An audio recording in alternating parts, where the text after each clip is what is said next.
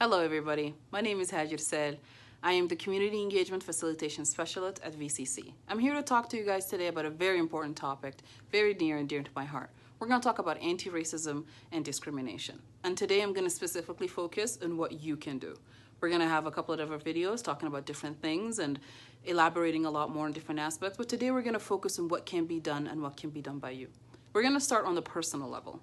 So when it comes to anti-racism work, I know lots of people are working on their listening and learning, but there's a lot of silence as well. You could listen and learn and still speak up.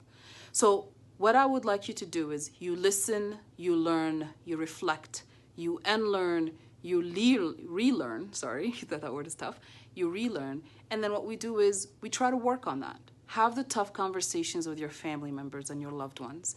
This is the biggest part of anti-racism work, is calling out what you see is wrong, calling out those who are in our lives we're very comfortable with. The most difficult conversations you will ever have when it comes to changing behavior is with those loved ones and people you like. So please have those conversations, those tough ones. Say something even if your voice quivers. Say something even if it's a whisper. Say something.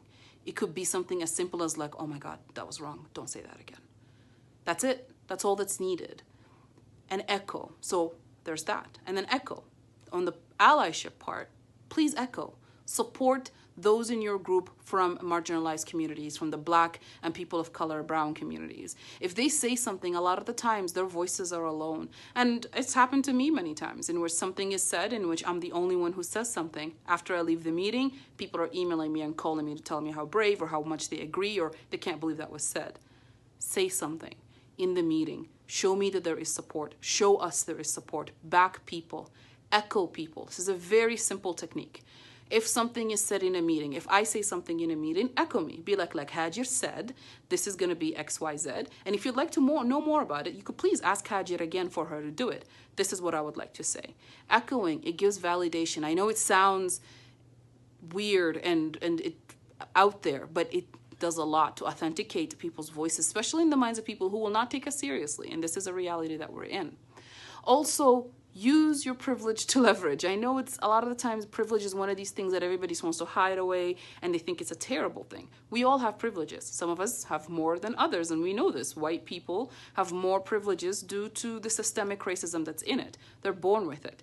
What can you do about it? Use your privilege to leverage. Use your voice, use your actions, actively listen, and then work hard on that.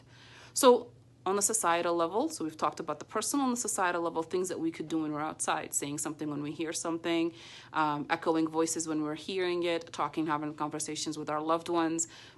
On the political front, call, email, make appointments, with your MLAs, with your MPs, with your ministers. They work for us. They work for you. Let them know that you want them to support anti-racist legislation. You want them to support moves towards truth and reconciliation. You want them to support when motions come into the House about racism and discrimination. You want them to bring in tougher laws on anti-racist behavior and white supremacy.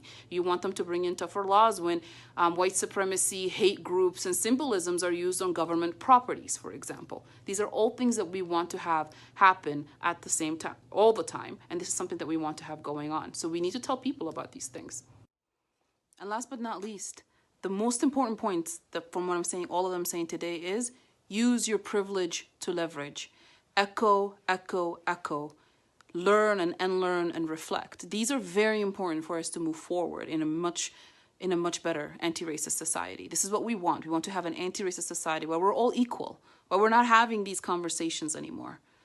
I don't want to live in a society in which 50 years from now, I'm saying the same thing, literally begging people to validate my existence. This is a conversation that should be right? A past tense. So we're going to work hard towards that. And that only works when we're all in it together. And it's exhausting when you're the only voice, when you are the one facing it, and then you have to be the one who's teaching it. You have to be the one who's doing it all the time. This is where the allyship comes in and support comes in. And it's very, very, very important that we focus on these things as well. Thank you guys so much for listening to me today. And I'm hoping to see you guys in a little bit more videos I'll be doing like this.